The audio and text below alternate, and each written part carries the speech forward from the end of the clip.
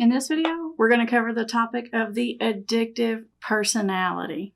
We're going to talk about what it is, what it means, how to overcome it, what the heck to do if you have it. And best of all, I think you're going to be pleasantly surprised by some of the information I give you about addictive personality.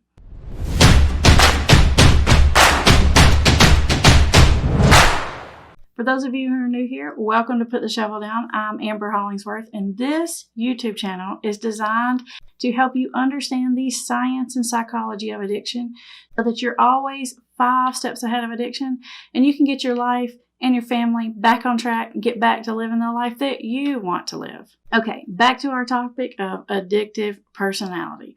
The first thing I want to tell you about that is that's not a real, psychiatric diagnosis. There's no such thing as addictive personality disorder. But we've all heard that term, so there must be a little something to it, right?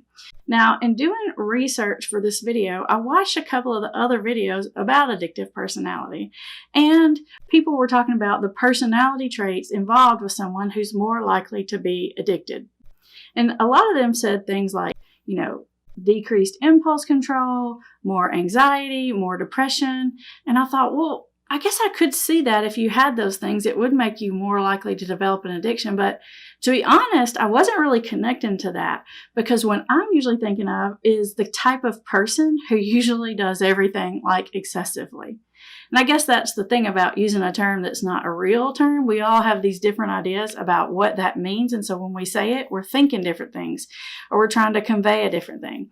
For me, when I've heard the term and used the term, I've typically used it around trying to describe a situation where someone's just always excessive about everything they take on. Sometimes I'll be listening to clients or their families especially, and they'll say, oh my gosh, since they were 3, they had this addictive personality. They did everything excessively. If they ate McDonald's, they had to eat a McDonald's cheeseburger every single day. And if they didn't, they lost it. Things like that, where it's just this obsessive or compulsive trait about someone. Now, like I said, because it's not a real term, I can't give you any real data on it.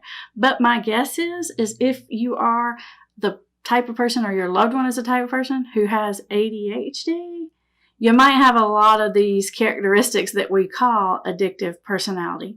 Because I like to say ADHD, I really wish they wouldn't call it attention deficit disorder or attention hyperactivity deficit disorder. I wish they'd call it attention inconsistency disorder. It should be like AID instead of ADD.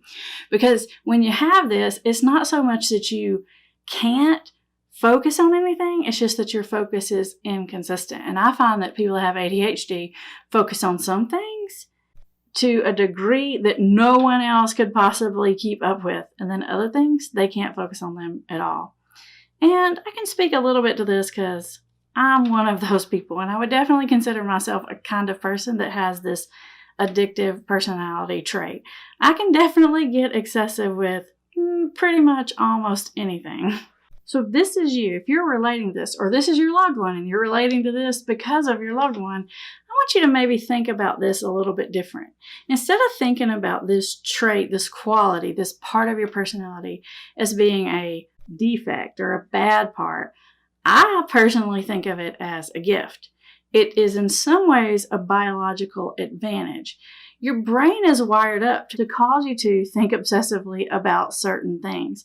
And a lot of times when people have this, they can become workaholics, they can become drug addicts or alcoholics. But it's in some ways, it's a superpower. And the way I like to talk to my clients about it is I just say, listen, it's a superpower. We just need to help you learn how to use your superpowers, rein them in, harness them, and use them for the good, and maybe stop using them for the bad. Because think about it. If you have a superpower, you're probably either a villain or a hero, right? And so maybe your superpowers have been going over here in this not so great direction. But if you've got that quality about you, you can learn to steer that and harness that into a good direction. Because you have something that other people don't have. You have the ability to think about something and focus on something and keep trying something over and over again until you figure it out and until you harness it. The most successful people on the planet have this quality. These are these people that just won't give up on something, that just won't quit studying something, that just won't quit scientifically trying something until they absolutely figure it out. And if you're one of these people who have this addictive personality, you probably have this very same quality. The key, if you have this, is to be really, really intentional about the influence that you put into your life. So it's about managing the people you surround yourself with, the music that you listen to, the books that you put in your life, the TV shows that you watch, because all of these things can easily spark thought processes that you can grab a hold of and, take to an extreme. I know you know what I'm talking about. But if you'll manage the influence that you're putting in your brain all the time, and you'll control these things that are sort of sparking that process in you, that is the way that you can harness these powers for the good. Now, the bad news is you're probably not going to be a very balanced individual, but I personally think balance can be a little overrated.